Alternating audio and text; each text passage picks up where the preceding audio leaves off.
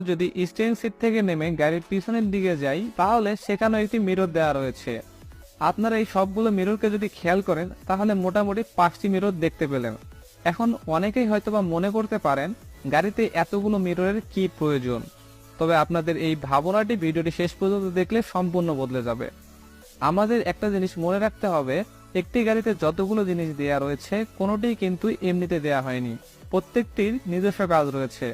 তেমনি এই মিররগুলোর প্রত্যেকটি আলাদা আলাদা কাজ রয়েছে। আমরা যদি এই মিররগুলো সঠিক ব্যবহার করতে পারি, তাহলে আমাদের গাড়ির মাপ বুঝতে খুব বেশি সময় লাগবে না। তো যাই হোক, আমরা এখন গাড়ির মিরর সম্পর্কে একটি একটি করে ধারণা নেব। তাহলে চলুন আমরা সর্বপ্রথম গাড়ির ফ্রন্টে থাকা মিররটি নিয়ে কথা বলি। এই মিররটি কিন্তু আমাদের গাড়ির সম্পূর্ণ সামনের অংশটিকে কভার করে। এই মিররের মাধ্যমে আমরা গাড়ির সামনের অংশটুকু দেখতে পারি।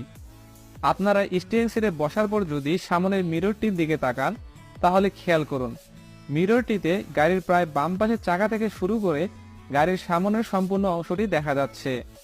নর্মালি আমরা যদি হাইওয়েতে অথবা সোজা রাস্তায় গাড়ি চালাই, তাহলে আমাদের কিন্তু সামনের মাপটি দেখতে হয় না। আমাদের সামনের মাপটি প্রয়োজন হয় যখন কোনো চিকন জায়গায় আমরা গাড়ি ঘোরাতে যাই। বিশেষ করে যদি বলা হয়, তাহলে আমাদের এটা ম্যাক্সিমাম সময় বিয়ের ভাড়া মারার সময় প্রয়োজন হয়। কারণ বাংলাদেশের মানুষ এমন যে, যদি কেউ গাড়ি ভাড়া নেয়, তাহলে সে মনে করে বিয়ে বাড়ি যেতে রাস্তা না থাকলেও ক্ষেতবাড়ি দিয়ে হলেও বিয়ের বাসার সামনে গাড়ি নিয়ে যেতে হবে। এমন সময় আমাদের গাড়ির সামনটিকে খুব ভালো করে ফলো করতে হয়। আর এতে করে আমাদের বাম পাশের সামনের দর্পণটির নিচের কোনায় আঘাত পাওয়ার সম্ভাবনা থাকে।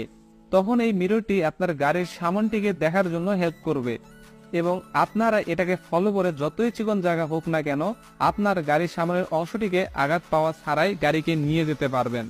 এই হলো গাড়ির সামনে থাকা মিররটির কাজ। আশা করতেছি আপনাদের গাড়ির সামনের মাপ নিয়ে আর কোনো সমস্যা হবার